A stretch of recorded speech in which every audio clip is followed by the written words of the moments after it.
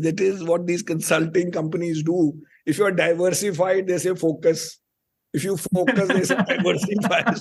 When we say that PE guys have prevented the public market guys from making money in IPO, let me clarify. It does not mean they are making lots of money.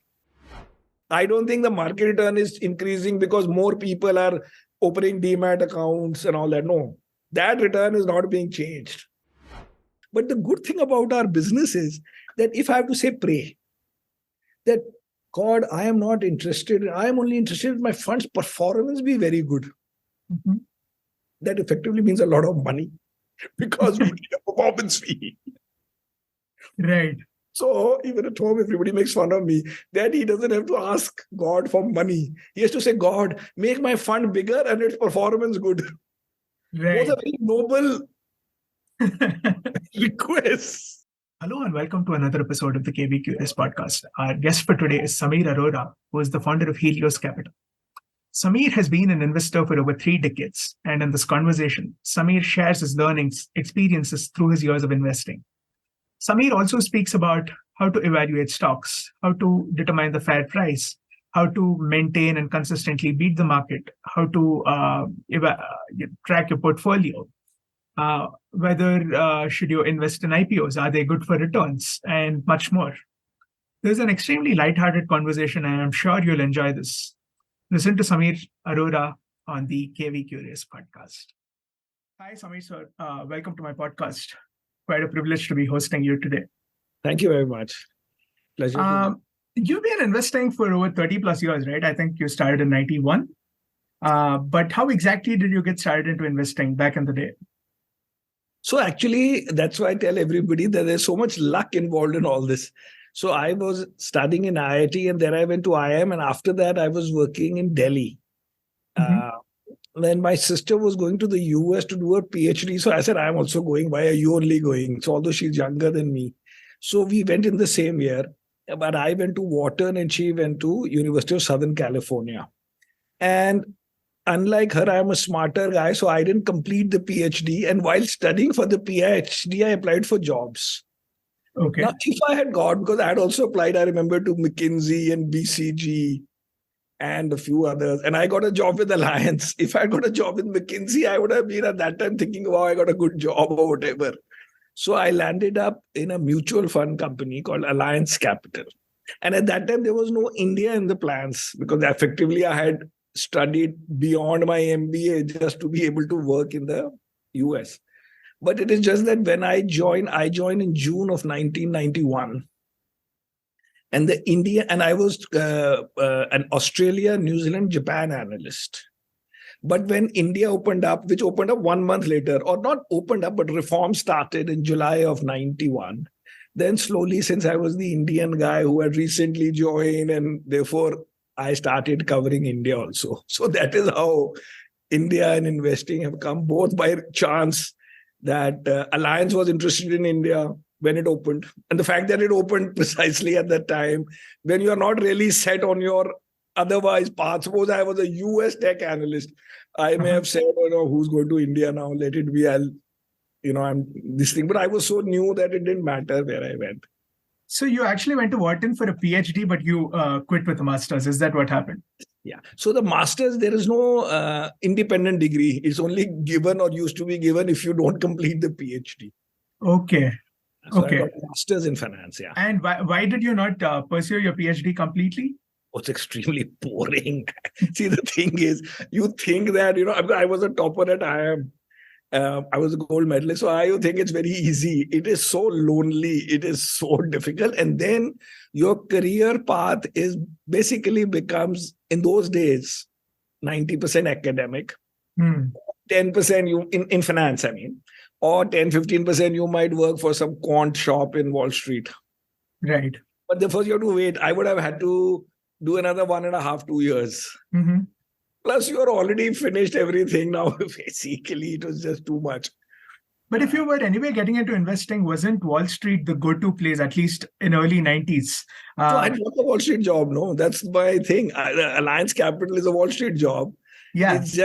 It's just that when India opened up, it became a bet that can I be a because I was immediately the head. I was the CIO. There I was an analyst. And at that time, it was not a permanent move to India. I mean, it was initially 3 years, then another 3 years, and then finally I never went back because India worked like a charm. But that time it was okay, I'm going for 3 years, and if it doesn't work, first of all, you're getting paid dollars in India, which is also okay. You're an expat. And I think it was a great win-win, as we say.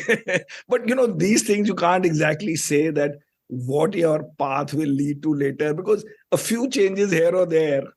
For example, you could be in Alliance, but Alliance not having another guy who was in business, the business side, who's now my partner also at Helios, that if he had not worked on them to do India as a business, which means to set up a domestic business, then you are like many other FIIs who have India investments, but the decision making, everything, the raising of money, everything is outside. That would give you no profile. What I got was because I went to India to do domestic business. If you're a foreign investor, you could be very big, but nobody in India cares. Right. So the paths become different. And in the end, this worked well for me. And I finally discovered what I wanted without knowing it, that this is what was. And what is it that you wanted to? No, what I'm saying is when I'm graduating or okay. I don't know what I want. I'm applying to all the high-paying jobs around. Okay. Whether it's consulting or investment research, because the thing is, prior to that, there was no interest from me or from the family or my dad or somebody or my cousin that anybody is investing in the stock market. That is why it's totally acquired, and acquired at a late stage. Right. It's acquired while directly doing a job, not 3 days before also, you can say that. Okay. Very interesting. 100% investing day and night for me in terms of fun. And so, yeah. Interesting. So even in the 90s, would I be right in saying you were one of the early proponents of mutual funds back in the day? No, the longest. Yeah, longest. Longest, whatever. Yeah. Okay, but even then, when 90s, when the markets were just, liberalizing and maybe a very few listed companies back in the day, why did mutual funds make sense then itself? No. Actually, there were many companies. In India, the number of companies that have been listed have always been large. Because in the 70s, the government of India forced MNCs to either go public in India or leave, which is why Coca-Cola and IBM left. Okay. But all others were public. That's why all these guys were public. They all went public in 70. So you had like maybe 80 to 100 MNCs listed in India. And then you had, India was, unlike China, was not totally closed to private sector. It was that some sectors were open to private and some sectors were closed to private sector, like infrastructure or even mutual funds, telecom, banking, insurance, etc. and media was totally government. But you could have set up chemical company, two-wheeler company, four-wheeler company, or Reliance, all these were there already. So there were enough companies that way. But why we made so much return? I mean, I beat the market for 8 years by more than 32% per annum. Wow. Because I realized by chance that I am not buying any old company. Hence, the reforms were basically to do at the first level with reducing tariffs from 100 to 110% on a product to a 10-year map of ASEAN level tariffs, which means 5-10%. So you broadly had to figure out that this fellow is being protected with 100% duty. And that protection is going to near zero in X number of years. So every year he has to fight extra hard and still he will slip. Right. Because now, so basically we bought all the new things, the new media companies, the auto companies like Hero Honda types, or particularly IT companies, and didn't buy any of these old Singhaniyas and Modis and all those old, that time old companies also. Okay.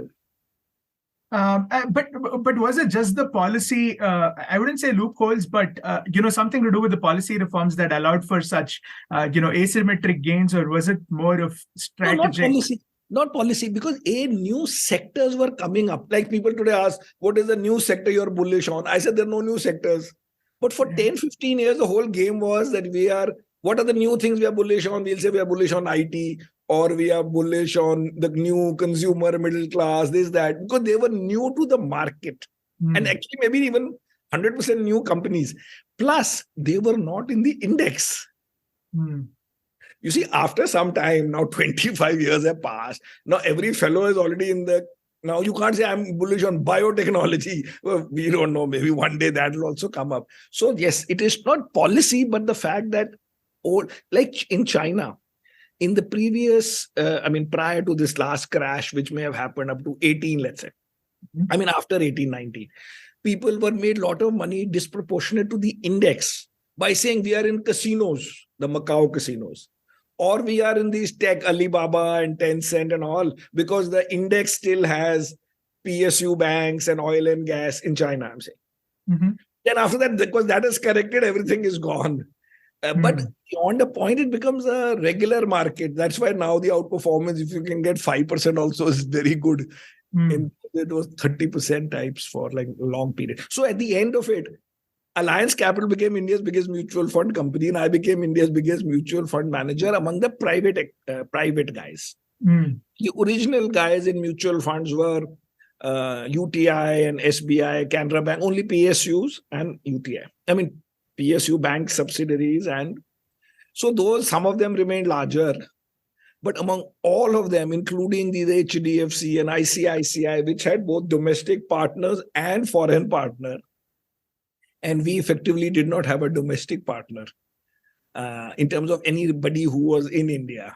Got you anything in the beginning like contact or some relationships in something or the other. No, zero. Okay. Became the biggest in equities. So when you say that you did not have domestic partners, is that why Helios came in suggesting you would become the domestic partners? No. Helios has started after Alliance. So now Helios is my company, but Alliance was this Alliance US. So the thing is, like if you say HDFC has Standard Life. So the Standard Life is like Alliance, let's say, with a foreign brand, or Prudential. But they have a domestic partner. So they have the combination of saying we are a foreign company, we know mutual funds at that time.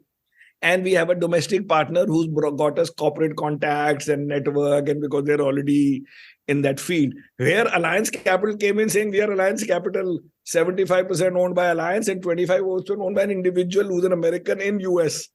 So no local connection. So from that to become number one is the... Very interesting. So what led to you founding Helios? What led to me founding Helios is that after that, Alliance Capital, they were in many countries. They were in, as single country, like what they had in India. So in 98, I moved to Singapore for Alliance and became head of Asia.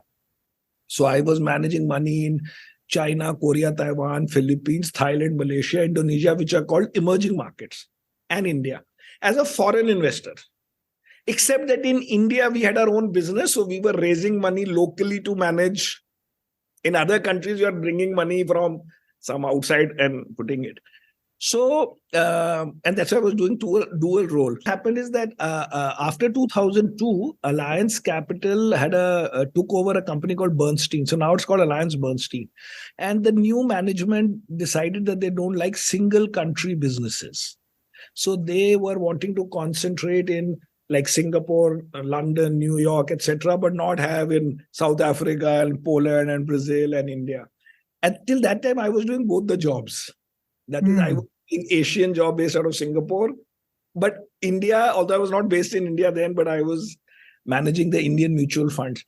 So then I realized that I don't want to lose the India business, because the fun, I then realized that if you break the two, because the hero ship was coming from India because of the performance.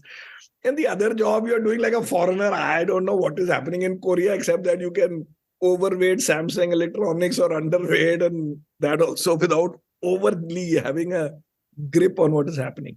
So then I didn't want to do that job, because then what would have happened, the India business would have been sold off, which finally did get sold to Birla. And I would have been left with a Singapore-based FII job. in which also you'll invest in India, but that would be very little, like 15% we were investing. Those days, the benchmark was 7-8%. So then actually I made a management bid for Alliance India in association with a private equity fund. Okay. So that didn't work out. And then Alliance got sold, and then many things happened. And finally, with the chairman of Alliance and the chairman of Alliance India, I started Helios. So now Helios is around for 18 years. Yeah. Wow. Wonderful. Very interesting. So what I'm saying is everything is by chance. If Alliance had not sold, I would have continued there. It was a great job. We were doing well. We were number one. But look at it differently, which I tell these guys. Alliance Capital today manages some, 800-900 billion, I remember seeing. And their market cap is 4 billion. We, in India, in theory, were bigger than HDFC at that time. In theory, not in debt, but in equity, we were bigger. Our performance since then is better than what these guys have since then, except in my new. But so in theory, we could have been, if not the first, the second largest. First is to have been able to retain, that would have been great. Those companies are valued at $6 to 8 to $10 billion. So the subsidy of Alliance would have been bigger than what Alliance is today. But despite that being the case, why did it sort of disintegrate into its individual components, as sold off to other companies? Because that's what I'm saying. This is how it is. So the Bernstein guys came with a very institutional background. They said, we have 60 people in India, 80 in South Africa, let's say, or 35 somewhere. We have no control on them. We want to manage institutional money from the big institutional centers. Here, for example, in India, we have 60 people and we are totally managing $1 billion. Normally, like the government of Singapore had given Alliance $3 billion. Okay, to manage. So they were in that mode, and I told them that you don't know 59 of them. You know me and you know the country head. Nobody else has met you. How do you care that in India we have 58 more employees? But that is how it is. That is what these consulting companies do. If you are diversified, they say focus. If you focus, they say diversify. So who knows? All I know is I got it right by saying, don't give up India, because we are doing well and one day the market will take off. That time, in theory, even though we were number one, the total AUM of the firm was $1 billion. Now the top guys have 80-100 billion. So in that sense, they've goofed up. But that is always, if you look in hindsight and everything. But again, tying back to the discussion on focus and diversification, as an individual, as an investor, what do you think is better? Is focusing better? Having a small portfolio is better? Or is it a good idea to diversify? No, it is absolutely guaranteed to diversify, even if you're institutional. That is so easy to prove philosophically. So how I'm talking, let's say, equities only, whether you should have a concentrated equity portfolio or a diversified. First is we should know what we mean by diversified. So we are talking about 30 type stocks, or somebody could have 25 also. And they concentrated, let's say, 10 stocks. 5 would be too concentrated. 10, many people think they know. So the big picture is like this, that if, let us say, there are 100 people in the world who are concentrated only, because Warren Buffett says, if you're concentrated, people know what they are doing and others are clueless. Or something. Because as a contra, if you say the people who, what exact phrase is something like this, basically they're the concentrated guy. If you don't know what you are doing, then you should be diversified, something like that. So let's say that only 100 people are intelligent and they are concentrated. Now each of them has 10 stocks and they know those stocks very well. Now some stocks might be common. So let us say 4 stocks are common, 5 or so. So these guys uniquely own 500 stocks. And they say they are very clued in. From that universe of 500, if I buy 40 stocks, what is the problem? Right. Somebody else knows what is doing. Basically, any stock you buy, somebody is concentrated. Now, by just normal brain, stats, I don't know, big word, just normal logic, all of them cannot do well. Because somebody has some 10 stocks, somebody has some other 10 stocks, somebody has some 5, somebody has some. So by definition, some will do well and some will do badly. Now, the guys who do badly, you are not going to call them for any interview, Zoom, nothing. The guys who do well, Oh, I bought 5 stocks, I'm a hero. But it's Right. totally random. Hmm. So we say that, if you want, we'll talk about later. Depends on how you're taking this flow. But what I'm saying is, this is my favorite topic, so I can go on this. Yeah, please go on. Would love to listen more. So our logic is that if you look at the market, our job at the purest level is just to beat the market. Later on, we'll see how much we can beat it. And if I take my Helios days, it is about 5-6% per annum for 18 years. And those alliance days were wild. So overall is wild. But the thing is, if you look at the market and say the market, let's say our job is to be the S&P 500 or India NSE 500. Now, first you must understand how many stocks beat this market out of the NSE 500 stocks. So broadly speaking, about half beat and half are beaten. That is how an average comes out. Even though the average is not a pure average, but weighted by market cap, it's still an average. And sometimes that big stock will do well and sometimes the big stocks will do badly. But mota mati, some 220 stocks will beat and 280 will be beaten. Okay, that is just the way it is. You can do it any market, any numbers and just calculate. So that means... Okay, can I interrupt there? Just curious. Now, in NSE 500, you said maybe 220 might beat the market and 280 might get beaten in the market. Yeah. Would it also be true for, let's say, NSE 200? Even in 200, would it be the same 90, ratio? 80 will beat, because that is how the average is calculated, no? Okay. The average of... we are trying to beat the average return of that universe. It is very unlikely that 20 stocks are doing better than the average and 180 are doing worse than the average, but then that won't be the average. Right. Because one more thing is that the market cap changes it a little bit, but sometimes the market cap is such that the large stocks are doing well. So therefore, a fewer number of stocks do well, but the index is up. And then in some other year, like say 2017 or 2014 or even 2020, suddenly every stock is doing well and the larger stocks have got stuck. Right. So then the numbers will be ulta. For example, in the US, the narrowest year since 2005 was 2020. Because Amazon went up 80%, Google went up, whatever went up, and the average got left behind. Right. And last year, 280 stocks beat the index because the big stocks all fell. The tech ones, everything else went up. So mota mati, it is like that. You can just see it. I use it in my webinars. It's pinned on my tweet also. Okay. So, and therefore, if 220 are beating at the first purest level, your job is you get a new stock. You have to first just say, are you here or are you here? That is the job. Their job is not more complicated. Are you the best company that India has ever produced or not? He also doesn't know, you also don't know. So, and then as you go more, that suppose 220 companies are beating the market, 230. That means 200 are beating it by a bigger number.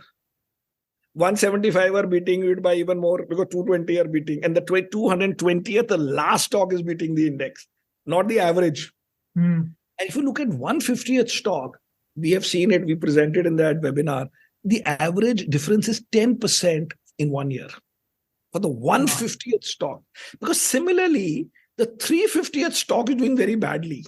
Basically, the market ka middle mein average it's a bell curve, basically. Broadly speaking, it is like that. Yeah. So that is the whole job. Even if you could get the 150th stock in your portfolio, which you won't know which one it is. But in the end, it turns out that you own the 150th best performer of that year from the index, not a 700th stock. Will be 8-10% ahead of the index. You can check. We have it for 18 years. You can run it yourself. You just rank the stocks in US, India, wherever you want. So that is the difference. Let's look at it practically. Last year, the market went up 4% or 3%. Varun Beverages went up 110%. Lemon Tree Hotel went up some 80%. Indian hotels went up 70%.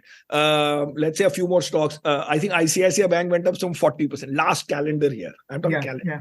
So the market went up 3%. On the other hand, Piramal was down 35%. We used one stock, Quest, down 35%. All these tech stocks down 35%. So there are two sides every year. But 150 stocks are doing well. So in theory, you buy 20 or 30 or 35 or 40, it doesn't make any difference. You just want a higher probability that a larger number of your stocks first land up on the correct side of that line. But you don't precisely know whose turn it is next. Like, for example, we own Varun Beverage from 2019. Do you think we had any idea that this fellow is supposed to go up 4 or 5 times? They also don't know. We also don't know. Suddenly a drink came up called Sting. That Sting turned out to be such a big hit, which is a poor man's Red Bull. Have you had it? I've never had it also. I have not even heard of it. So that is the hot thing, because the Red Bull costs 150 in India. Okay. And the Sting is 25 rupees. And the Sting is growing like mad. It's become 9% of the overall sales of the company. In fact, it became such a big hit that Coca-Cola launched a drink called Charged. Okay. These are the high energy drinks, which maybe the India sugar, whatever they want, but it is working. Now, that means Coca-Cola did not know 2 years ago that Pepsi's drink will be such a big hit. Otherwise, they would have done it before that. Right. So things like that happen. You buy 2, 3, 4%. After checking whatever you can check on various parameters, and then let serendipity work. People say, if I own the 20th company, but I don't know everything about it, how will it work? Why? It could work also, no. It doesn't have to not work. It can work. For example, we bought Bajaj Finance in 2011. Do you really believe that the guys believed, the Sanjeev Bajaj believed, that Rajiv Jain believed that they are sitting on some super gold mine, which will become $50 billion. So, I bought HDFC Bank in the IPO in 95. And now people say, it's obvious that HDFC Bank was such a good company and you should buy it. Nobody knows, because when Aditya Puri retired in 2019 in November or October, so I saw his interview in Economic Times. In that, he was saying, or maybe in one of the other interviews, but around that retirement time, that when we started, my wife was very worried. And then later on, we won some award, like some new Best Bank award or something. And then we felt that we are okay. Made it. Okay. That means they also didn't know. In fact, I was telling this story in Chennai, and one guy stood up in that group and said that one of his friends was also the early joiners of HDFC Bank. And he said that guy keeps telling me that by 1998, when the HDFC Bank stock became 50 or 60 rupees, all these guys, including Mr. Puri, sold off a large part of their ESOP, saying 60, who's giving us 60 rupees for a 10 rupee stock? Which means nobody knows. Right. You buy 30 companies and hoping that those guys will do better than what you think they will do, because they also don't know, you also don't know. You think I do. When I went to Alliance India, that I will be beating the market by 30% per annum. Our goal was beat the market. And to beat it, I said, that brokerage in those days was very high. Like flat means like 2%.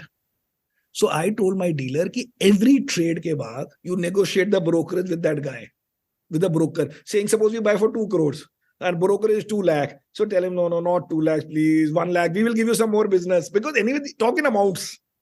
Okay. And tell him, I will give you more business. You produce the brokerage 0.5%, 0.25%, some, whatever you produce. Because we'll beat by that mostly if we get that extra thing. Just from that angle, because I used to think in the US system, you beat the market by 1%, you are a hero. Right. Nobody knows these things for people to think that we will go and buy high conviction 20% of our portfolio. Nobody knows. But when you say that all of these are random bets, but even they're not random. They're not random. You are improving the odds. So there are 500 companies. My job is to sort of, right? Like try and get. So now what are the factors ex ante that make a stock do badly? Okay, you tell. If you have a new company means not new as in completely new, but for you a new idea that you are exploring. And you have to now say, okay, what do you think? So what are the factors which make a stock do badly?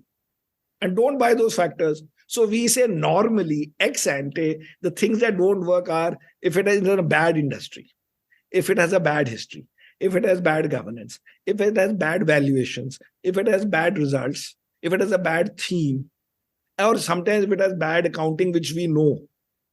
Now you just eliminate these, then we'll see. First, eliminate the obvious, because ultimately you don't have to find good.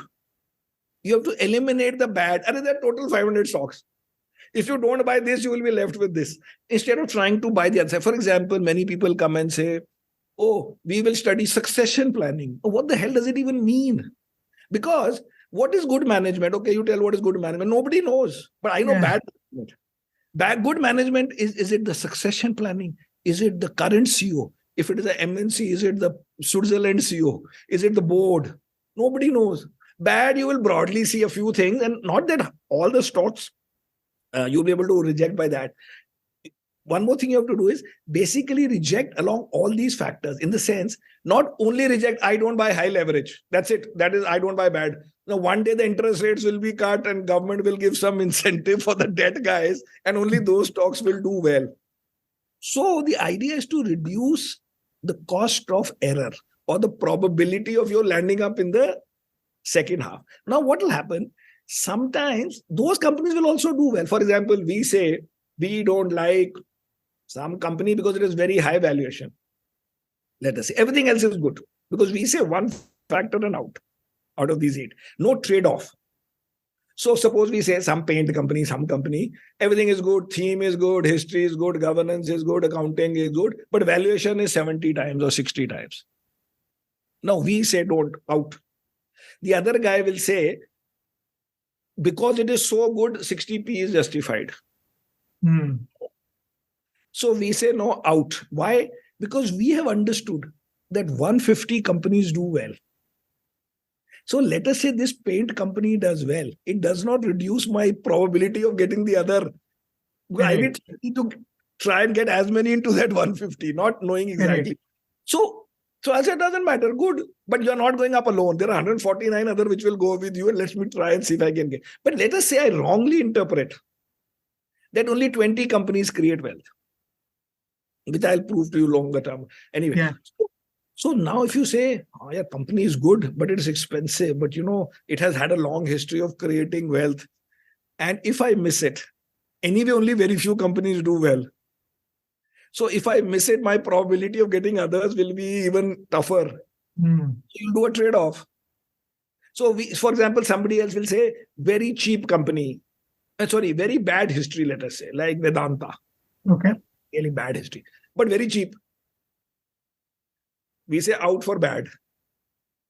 Because we have understood that 150 companies do well. When if I say no to 30 companies, 20 companies, 40 companies, still there is enough. 120 companies, yeah. Understood. Very interesting. So when Varun Beverages, was it? They had not even launched this particular drink called Sting by the time you invested, right? Sting has just come, I think, 1.5 years ago. Yeah. So back in the day when you invested, it was just these broad, sort of filtration criteria that you applied to make the bet. Everything is broad, but in that sense, because micro. For example, in those days, the story was that at that time, Pepsi is giving it more territories. It was not an India distributor. No? It was for some region, Delhi. I mean, not Delhi, North and this. Then they got, when we bought it, they were given the South by Pepsi. Okay. And so they were presenting that, see, our South, ours means Pepsi's market share in South is lower than what we have when we run it. So they are not all bottlers. They do bottlers plus marketing. That is how these contracts work or agreements or whatever. That basically you will put coolers, you will buy cheaper plastic bottle, you will buy bulk sugar and whatever. And so Coke will give you Pepsi will give you that territory. So in that territory, they explained in their presentations only that if our market share is this in the north and west of that we have today, and the south, currently what we are buying is lower market share. And you see our previous territories, how we expanded the market share when we got it. Or they will say we are valued at so many, in terms of market cap, at so much per case that we produce in a year. We are buying this for this much per case.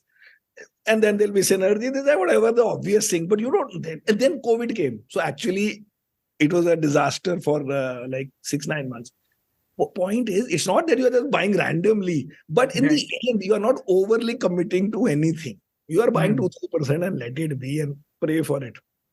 Okay. Because you're buying 30 companies. That's the idea. Right. Very interesting. So,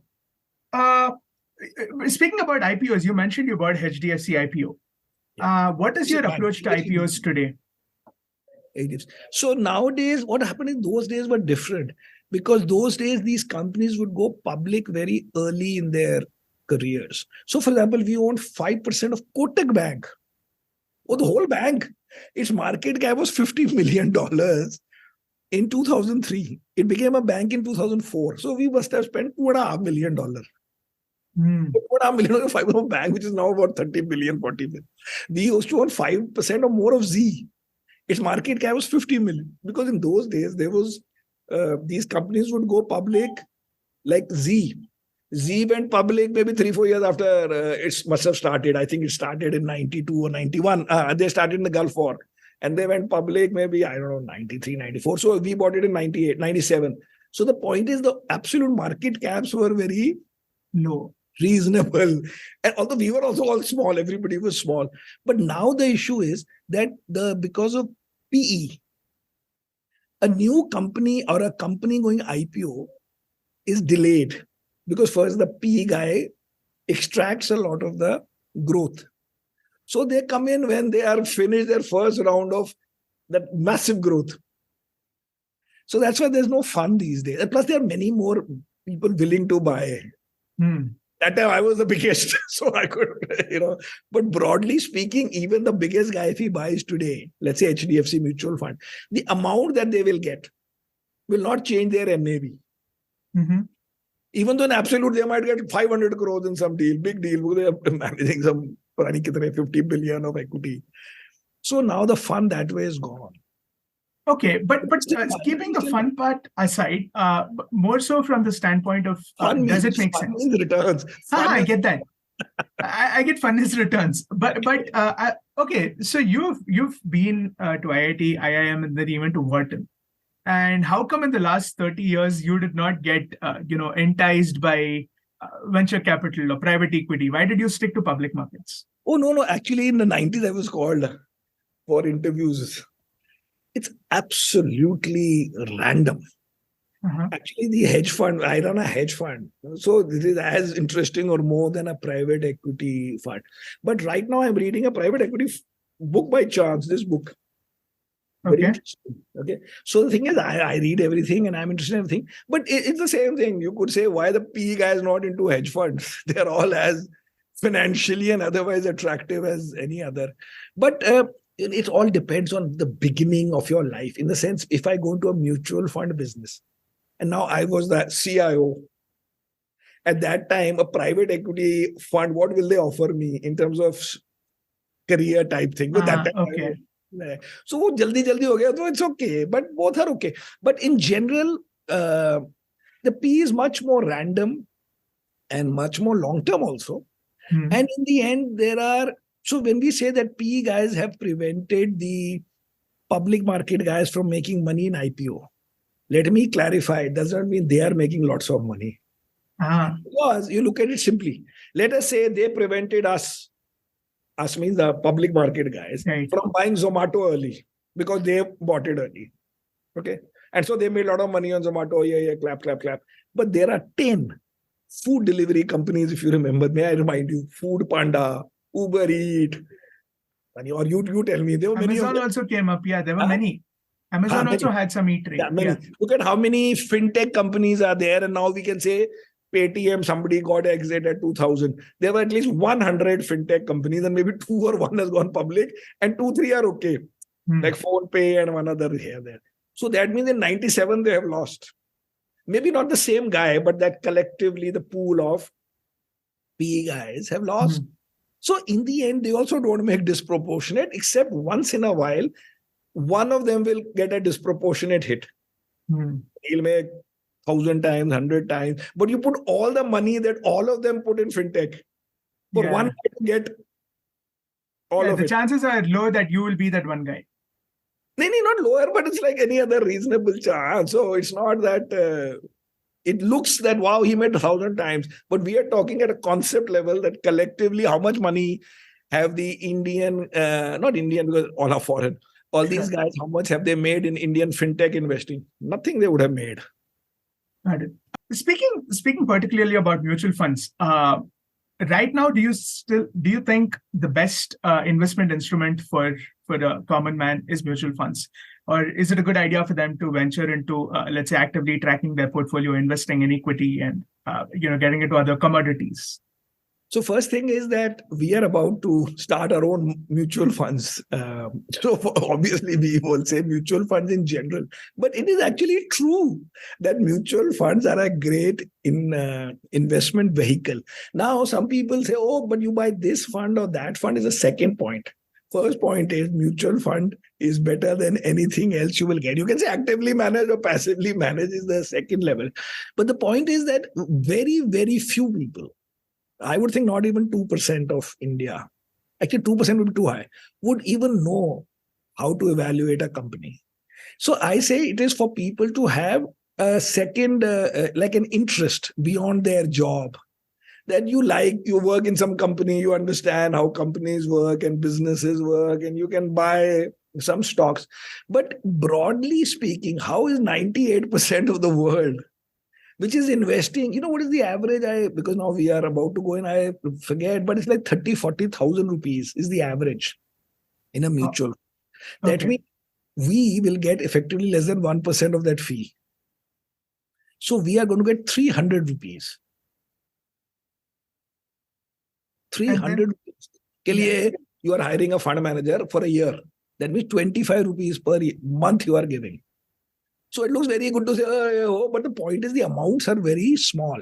But the public also 90%, 95% doesn't know. You can buy one stock, go and buy what looks obvious to you, but don't overdo it and don't overthink that you know anything, because nobody knows anything about anything beyond the point. Right. So the only reason mutual fund business works is because although the ticket sizes are low, by the sheer number of people or the volume, you're able to make a return. So what happens is that the research gets shared. Your brokerage is institutional. And all the back office and everything gets rolled into it.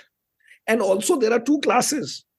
There is a direct class where you get like 75 basis points per annum. And can you imagine the fee, how low it is? If you look at it in absolute, or you can pay full, but you look at it, there are less than 18-20% people who even choose a direct option.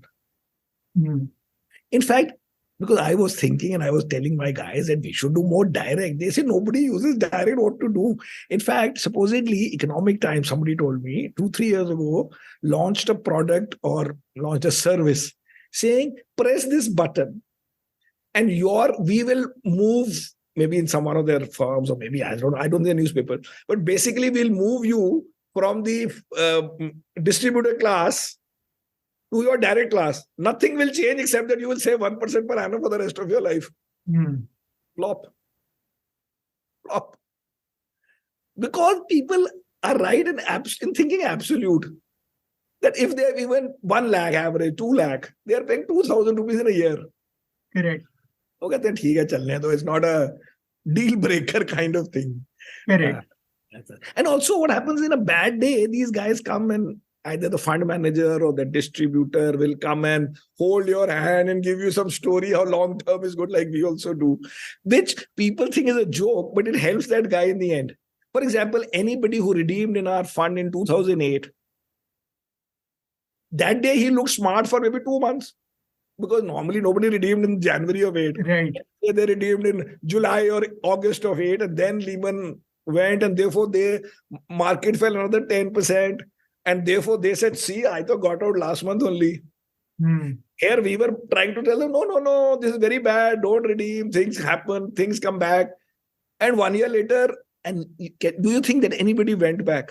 Nobody would have gone back in 4 months. In 4 months. Yeah. They would have gone back by 12 or 13 when you basically lost the whole, large part of the move. These are the things which the fund manager does and that distributor does, which has value. Because if you buy your own active fund, nobody has sold it to you, because nobody has got incentive to sell it to you. Because everybody, suppose 50 people have a Nifty index fund. Who's selling it to you for 5 paise ke liye? Exactly. So it's your trade. And when it does badly, you leave. But somehow somehow in most industries, what we see is, there's this one company or at least two companies that come and grab all the market share or at least majority of the market share. That's parallel in every industry. Right? Same in mutual fund industry. Is it so? Yeah. Unfortunately, it is. So 5 of these guys have 80% of the industry. Yeah. HDFC, State Bank. First is State Bank. Then I think HDFC, then ICICI, then Birla, and one more. They have 80% of the AUM. Yeah, it is. So we are 42 or 43. Mm-hmm. If we get it whenever, we'll be 44th, 45th. But actual businesses with 5, 6 only. Yeah. But what what is it that they're doing right that allows them to be a part of this major chunk? Nothing. It's a history. Nothing. Achha.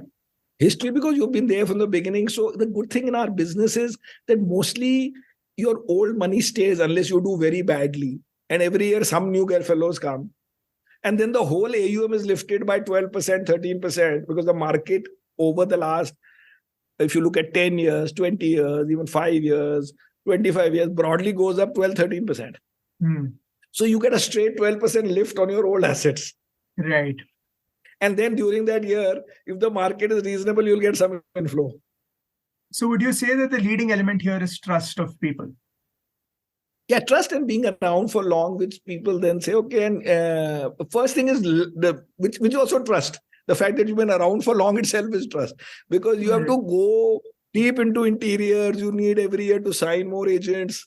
You need that your brand be known in every part of the country. And then whenever the older guy has made money, older means in longer term, fellow has made money, he is not leaving easily for a new guy. Correct. No. Sorry, you were saying? No, so therefore, like we are coming in, what are you betting on? You're betting on that, okay, old may not come because you've been around. But on the margin, every day new people are joining at the industry or because of demographics or whatever. And that, we also have a long history, not in the mutual fund, but overall. Right. Our performance is a bit different from everybody. Yeah. When we show it, we will show it one day. Very interesting. So that is the story, but it's still a long grind. Yeah, but it's a attractive market. Maybe I'll switch gears here. With AI sort of advancing at the pace it is, and algorithmic trading has always been around, right? It's nothing new. Quantitative trading has been around. Frequency trading, all these things are there. Yeah, frequency trading also exists. So, like with the current sort of hype around AI, do you think there's going to be a significant boom in one of these algorithmic trading practices? And how does it really affect fund managers like you? So, first thing is that the market effectively is a zero-sum game in the sense that the whole market goes up 12, 13%. And then somebody goes up a little more, which means by definition, somebody has to go up a little less.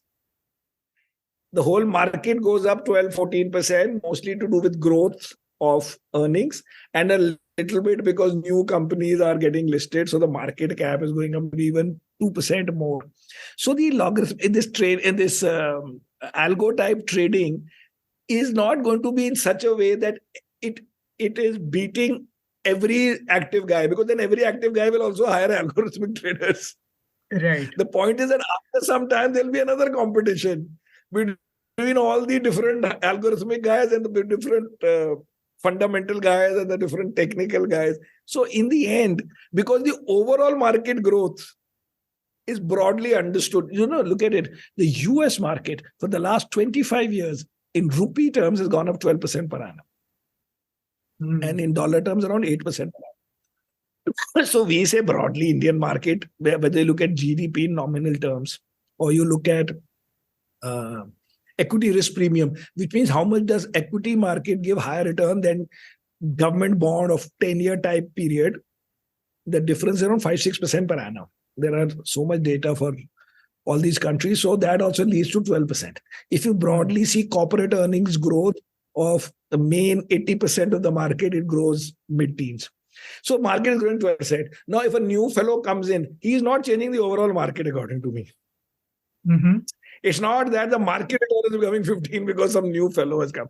I don't think the market return is increasing because more people are opening demat accounts and all that. No, that return is not being changed. But more capital will be raised, more people will join as the economy grows. Anyway, you need more of everything. So therefore, what I'm saying is, it'll be a zero-sum game. Zero-sum means 12% zero. If you call that as zero, that means around that people do. So it's those guys algo guys will compete with each other, or maybe they'll compete here. Mm-hmm. At an individual level, somebody will benefit because his algo will work. Mm-hmm. Again, not in aggregate, because aggregate is defined by the market return, which will be not changing so much just because more people or less people are there. No, but when you say there is this one guy who's going to make a lot of money with this algo for himself, it's true that everyone would want access to this particular algo. And it doesn't happen. You look at this fellow, what's his name? Renaissance. Mm-hmm. James Simon, have you heard of him? So this fellow is about 20, 30 billion. He says that my capacity is 10 billion. Okay. For that medallion fund. And then he has an institutional fund where he used to have, I don't know, some 50, 60 billion. Everybody was redeeming from that in the end because there was no return. Okay. You see the returns, just type after this and see the difference between the medallion fund, which he said is only for ex-employees, employees, partners, and not a single outsider. Mm-hmm. There is every day they report we made 50%, we made 60%. Mm-hmm. But in the US market, it got capped at a 10 billion size or 12 billion size. Right. So if you discover a very niche thing, mm-hmm. okay, some people will want it, but you won't get it. Since you can't get it, I'm just going by a much deeper, much bigger market where the track record has been there for long, but sorry, you're not getting it. And what he's giving as his second product is a complete flop. But there are other guys like this Ken Griffin, the Citadel guys. Mm-hmm. What he makes, that is like market making. It is not investing. He's market making in these stocks. He's, I think, 30, 40% or 25% of US trading he's doing via computers. But that's not fund management. That is like providing a market for all the flow that you go to Zerodha, I'm saying, to whatever Robinhood or wherever else you go. That flow, then he basically does the other side of that because he's making the market. But that is again a service. But isn't it also true that, when one particular individual or institution is taking up such huge volumes, and when you say creating markets per se, they're also significantly influencing what happens or how the market reacts to it, and consequently how the particular, asset performs? I don't know. What do I care? Yeah, maybe they are doing a little bit. That is their market structure. But what I meant was that you are effectively using computer, maybe a little bit of artificial intelligence, I don't know, but you are basically using heavy computing, heavy risk controls, this, that, and you're making obscene money.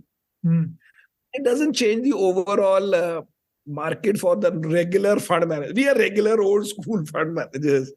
I don't think that changed. But if it became obvious that these new things are really making a big difference, either by assisting the fund managers or the analysts, which is more likely, or on its own, then you also hire those guys when you discover that is.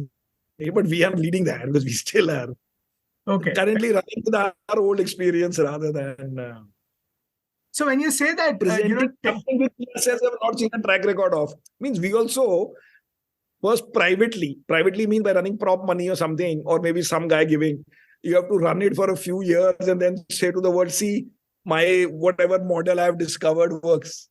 And just randomly go and say, let's all together bet on this AI because this Chat GPT wrote a poem on us, so let's do some trading now. So when you say that tech is mostly going to assist, people who are managing money, managing capital. I'm saying if it does, then we'll also hire those kind of guys. Right now, we don't have any. Got it. Okay. But I'm asking, in what ways do you think it can assist you? Like, what do you think are some ways in which you need assistance of tech? No, so that you can do it with a faster processing of, for example, there are 500 companies. Even our 8-10 analysts are not going to literally be on top of every line. So you could have things where they are screening Twitter and saying somebody somewhere has tweeted or somebody somewhere or sentiment, or you could do a little bit in terms of making some more, like, for example, we do long short. Now we run with a net of 60. Okay. Now, whether it should be 70 or 50, I decide. But I don't write on 175 points to say why I should be at 70 instead of 50. Right. Why I should be more long or less long. You could make a model of 100 things and maybe not give it full authority, but say I will use that in saying whether I should. And if somebody asks me, I'll say, hey, see this complicated model, which is how we go from 60 net to 64 net. Right? I'll say, yeah, we found some more stocks or we were bullish, so we bought a few more. So many things you can do, which will help overall in just organizing yourself and even presenting to the investor.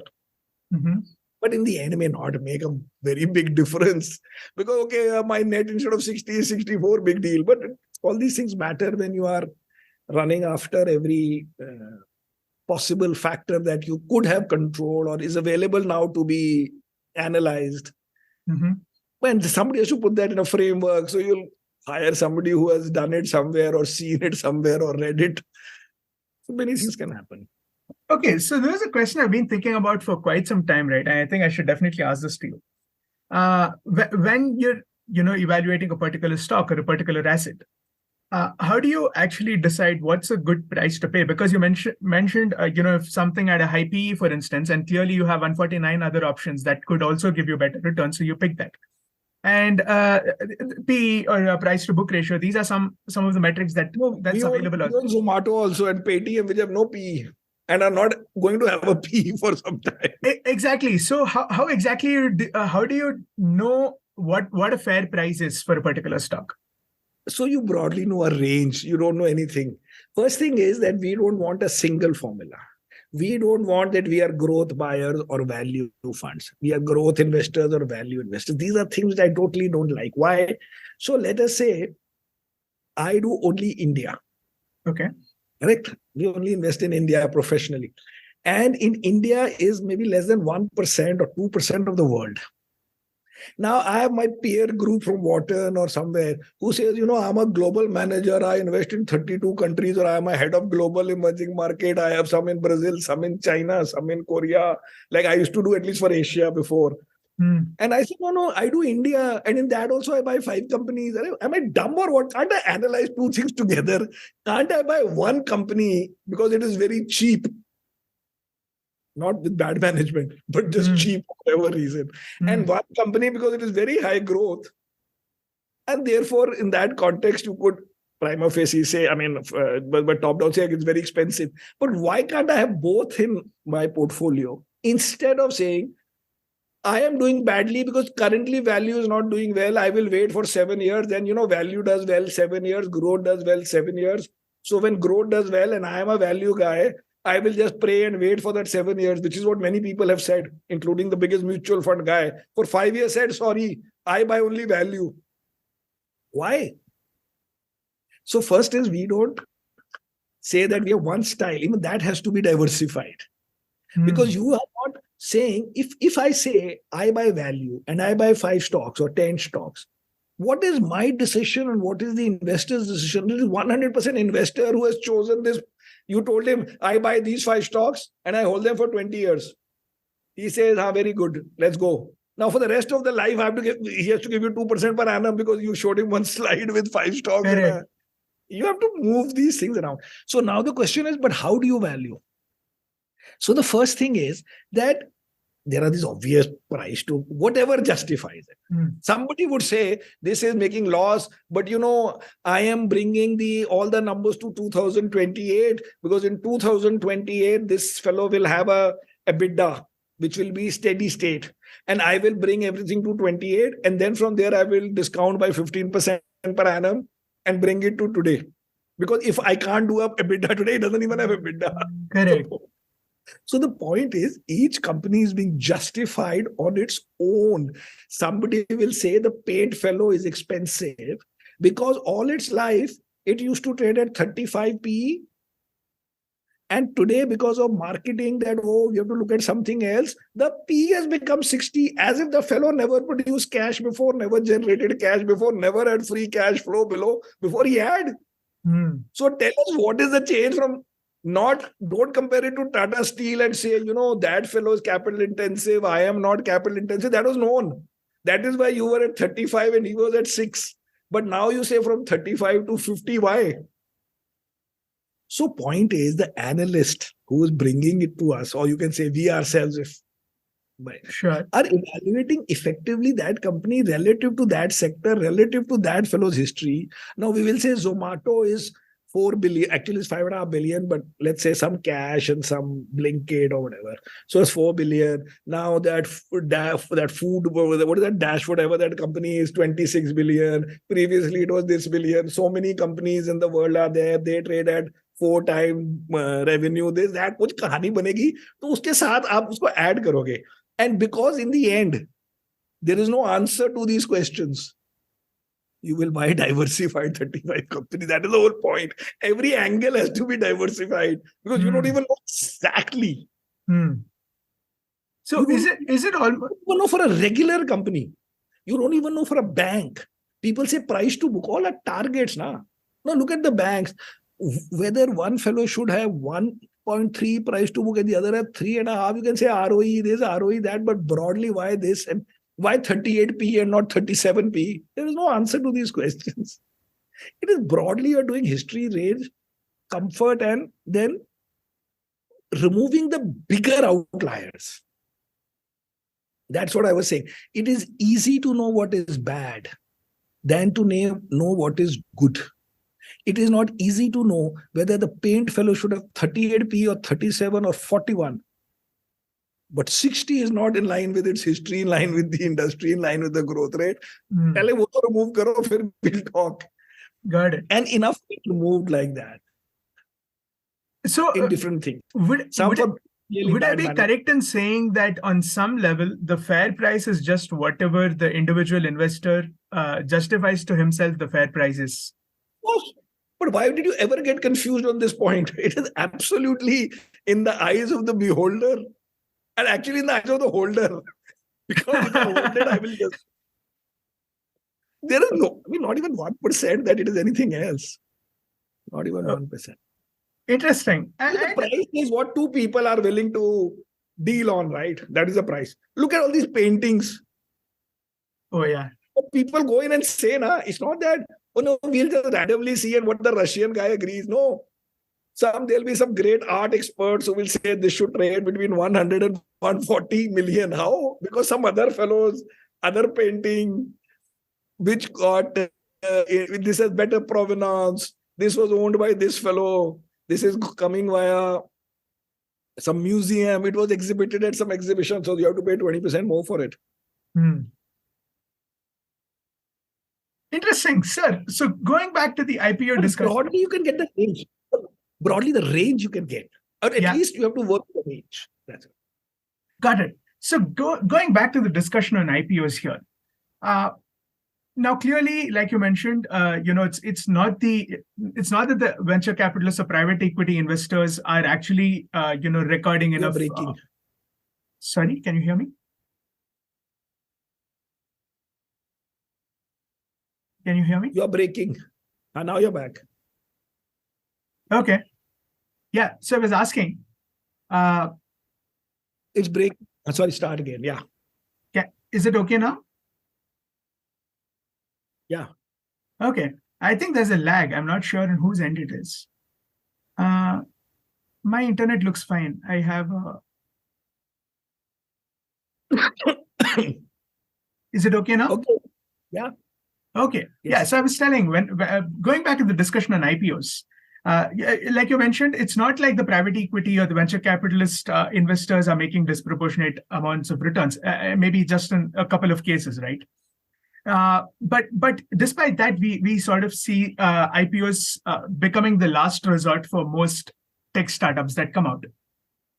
What could be an alternate way for these startups, or for any upcoming startup, to plan their journey in terms of capital? What's a good idea? Because I'll tell you where I'm coming from. In one of the previous episodes, I had Shankar Sharma, who's also an investor, the first global person. Yeah. And he was of the opinion that all companies should list as early as possible. And public markets are, potentially way more patient as well as way more forgiving. And that, although your growth might be slower, the chances of your growth is rather high. Well, the thing is that these days that may not be the case because of the very high valuations given by the private guys. In the older days when money was more difficult, or maybe the class was not even there of VC type or PE investors, they had no choice. But right now, the problem is that depends on what do you mean by early. Because if suppose these guys have 50, 60, 80% VC funding, like most of these tech companies in India, there's no promoter. All the employees together have 15, 20%, let's say. And there are 70, 80% these fellows. So when it goes public, we will all feel that every day there's an overhang of potential overhang of 70, 80% of the current investors have to sell. If that company is a little bit more stable, these stocks will be bought more easily by the mutual fund crowd and the FII crowd. If you say that these guys are making loss for 10 years, all the mutual fund guys will say, sorry, we are out of here. So that problem is coming because of the aggressive growth plan that has been put by the VC guy by giving so much money. In the olden days, Z came early, but he was not really making a loss. He was doing a niche thing. Then what happened? The market cap went up to 5 billion. It went up 100 times while I was holding it. Now 5 billion cannot be justified in those days. So they said we are getting into regional channels, we are getting into news, we are getting into movie making, basically to do sum of parts so that somehow you can get to 5 billion. Same thing happens here. As soon as you make the market cap 20 billion, Paytm has to do 20 other things. As soon as you say market cap is 5 billion, he'll say, I'll focus on these 3 things which are the most attractive. So when you go very early and you're at loss and you still haven't even discovered your formula, how will it work? Bottom line, what I was saying was not the companies that go public, mostly that private equity has made money. They lose money in the ones which are not able to go public. Because the one which has reached the stage of going public, you will always see, oh, he made X times. And that's why I keep saying, so that people don't forget my public market guy, that it is damn good. That don't look at all these successes. You have not been shown the 80 other companies in which they invested. But I think going early is not easy when you have 70, 80, 90%. So what Shankar is saying would mean that maybe the last 2 rounds are not being done. And you're directly going into the market. Yeah, so he was coming more from the standpoint of saying, as long as you have a robust, business plan and a way of making money, then you don't have to necessarily bank on these VCs for such high growth. That is a different game. I agree with that. Because like that you come directly to us. But what I'm saying is once you have in between where you have a lot of those, then you just have to delay it because those guys have to exit with an offer for sale, this, that. So they want... See, when these companies were going public in the past, and these promoters would come and I would say, see, you own 90% of the company or 80%, or it's mostly 100% of the company. And you are going public for 20%. Why do you care about the price so much on day one? Give us also cheap. We'll be always happy. You still have 80%. And that fellow is not a financial investor. I said, you'll be respected. People will be happy. And if all we need is a 20% pop and we are happy all our life. How can you tell that to a private equity investor who's exactly like you, a financial investor? And for him, immediately he's going to get his bonus for that year for the exit. So the PE guys don't listen to the public market guys, except that if the deal is not happening, they have to listen. But in the olden days, the normal promoter would say, doesn't matter, kya ho gaya? 80%, I have to sell 20%. In that 20, whether I get 10 more or 10 less is 2%. But in return, okay, doesn't matter. Let it be oversubscribed 50 times. It'll be ego boosting. And we used to say, we are very pathetic fund managers. We only need a 10% pop. Just make sure that money you don't give us so expensive that we don't make. Because if you make 10% all our life, we'll be happy with you. Right? But you can't go and tell that to Sequoia. How can I go and tell them? I think they're my competitor. Okay. You would consider Sequoia as your competitor? I mean, financial investors are all both sides financial investors. That's what I mean. Not compared to that way. What I mean is, you don't go and ask that to an employee of some private equity fund. Nah? You can tell this to the promoter. Then give us cheap, man. Look at the long term. You have 100 years, you're going to be there, and this and that. Some story bring down his asking price. Oh, very interesting. Going back to the sector discussion, you mentioned that there's currently no new sector coming up, so there's nothing to be bullish on. No, nothing to be bullish on. I said generally this question that what are the new sectors? So it's not that we are not bullish in life. We are not. There are no new sectors per se. Yeah. But I'm asking, what about crypto? No, crypto is not hard. And then we are only into listed universe of listed stocks and listed in India, or maybe an ADR of that. So we are not in that market, but I totally reject the crypto. Totally. So it's absolutely, according to me, it's total crap. Okay. And like, why do you think so? I would love to learn more about it. Because I never understood that nobody's been able to explain to me in one line, what is the purpose? When the crypto was going up on Twitter, all these guys would come and fight with me. We have lost trust in the US financial system. Who are these guys in India sitting in some place who have lost trust in the US financial system? So was it a store of value or was it a thing to transact? For some time in between, because when it was going up. By the way, everybody should read this book called The Halo Effect. Okay. So the halo effect basic message is, if some price is high, everything will be positive. If the price is low, everything is negative. So if the price is high, and we'll say, why is crypto going up? You see, people can buy crypto on the laptop, and crypto is gold for the new generation. When price is down, we'll say, are you crazy? You can buy gold also online by buying a ETF in the US, GLD. Right. And gold has a 10,000 year history. When crypto is up, you will say that, if I have to run from Argentina, I can run with this. When crypto is down, you will say, you think this whole world is being driven by what happens in Argentina? I mean, everything there'll be two stories. Two sides, yeah. Basically, you please tell me.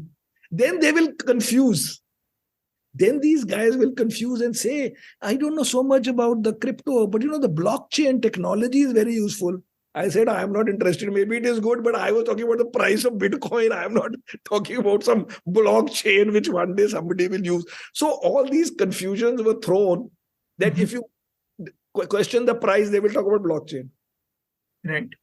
And things like that. So now, because it has not worked, right now we are in the ascendancy. So now our things have to be heard that gold has a 10,000 year history or 5,000 or whatever.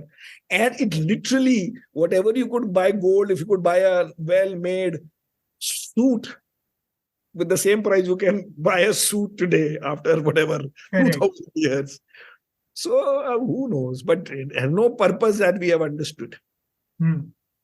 I ask this question to everyone on my podcast. If you were a 22, 23-year-old out of college today, let's say you graduated out of IIM in 2023, what would you be doing today?